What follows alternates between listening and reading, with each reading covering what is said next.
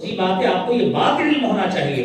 کہ کوئی شخص آپ کو یہ کہہ دینا کہ محمدی مسجد میں نماز پڑھے زیادہ ثواب ہوتا ہے، فوری طور پر اس کو روکے کہ آپ نے یہ بات کیوں کی ہے۔ آپ کسی عالم دین کی محبت میں کسی مسجد میں جاتے ہیں، چاہے 10 میل دور چلے گئے، کوئی حرج نہیں، لیکن ثواب جہاں پہ زیادہ ملے گا وہ وہی ملے گا جو جناب محمد مصطفیٰ صلی اللہ علیہ وسلم نے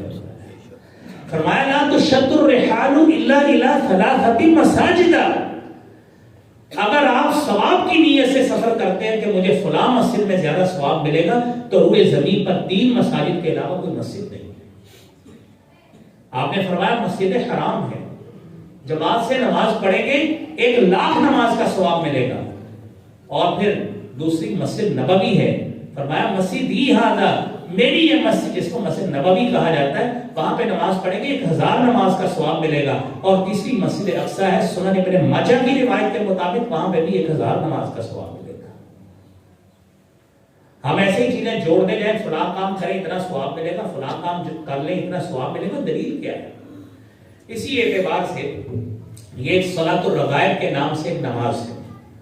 اور آپ کو طریقہ سن کر بڑی حیرانگی ہوگی کہ کیا یہ بھی نماز ہوتی ہے؟ اور آپ تصور کریں یہ ساری چیزیں دین کے اندر شامل کی گئی، حالانکہ ہم الحمدللہ اللہ کی آیات کو ماننے والے ہیں، آیات بینات کو سینے سے لگانے والے ہیں، جناب محمد مصطفیٰ صلی اللہ علیہ وآلہ وسلم کی سنت مطہرہ کو اپنی دل و جان سے زیادہ عزیز سمجھنے والے ہیں۔ ہمیں کس بات کی تکلیف ہے کہ ایک حدیث سامنے ہے ہم اس کو مانے نا، ہم سے بڑا تو پھر گستاخ کوئی نہیں ہوگا، ہم اس کو مانے نہیں۔ لیکن اگر آپ نے ایسی بات دین میں شامل کر دی جس کا اس سے تعلق ہی نہیں ہے، پھر آپ سے بڑا بدترین شخص کوئی نہیں ہے کہ آپ نے دین میں ایسی بات شامل کر دی کہ نعوذ باللہ ہم یہ سمجھے کہ محمد مصطفیٰ صلی اللہ علیہ وسلم نعوذ باللہ یہ بھول گئے تھے دین میں بتانا۔ اور آپ دیکھیں پہلی بات، رجب شہر اللہ، کہ رجب اللہ کا مہینہ ہے، شعبان الشہری، شعبان میرا مہینہ ہے، ورمضان الشہر امتی، اور رمضان میری امت کا مہینہ ہے۔ کہاں پہ حدیث ہے؟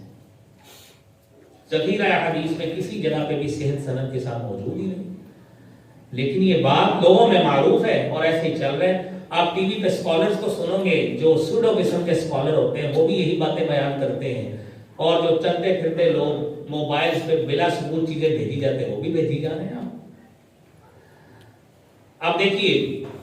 کہ صلاۃ الرغائب میں کہ جو شخص رجب کی پہلی جمعرات کے دن اس کا روزہ رکھے اور جمعے کی رات کو مغرب اور عشاء کے درمیان 12 رکعتیں 2 رکعتیں کر کے پڑھے، اور پھر ہر رکعت میں فاتحہ کے بعد 3 مرتبہ سورۃ القدر پڑھے اور 12 مرتبہ سورۃ الاخلاص کی تلاوت کرے۔ جب نماز سے فارغ ہو تو مجھ پر 70 مرتبہ یہ درود پڑھے، اللہم صلی علی محمد النبی الامی وعلی آلہ، اور پھر سجدہ میں چلا جائے اور 70 مرتبہ یہ پڑھے سبوح القدوس رب الملائکۃ والروح۔ اس کے بعد سر اٹھا کر یہ دعا پڑھے 70 مرتبہ، رب اغفر وارحم وتجاوز عما تعلم انک انت العزیز العظیم۔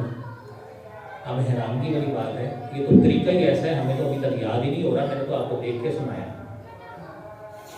کہ یہ کہاں پہ یہ نماز کا طریقہ ہے۔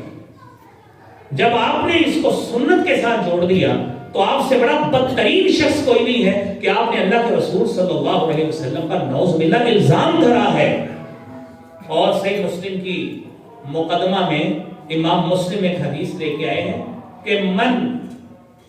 حدث عنی بحدیث، کہ جس شخص نے میری طرف ایسی بات نسبت کر دی یرونہ کذب،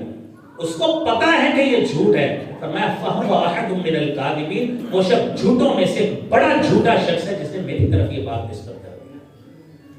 اور متواتر الفاظ کے ساتھ جو حدیث موجود ہے، من کذب علی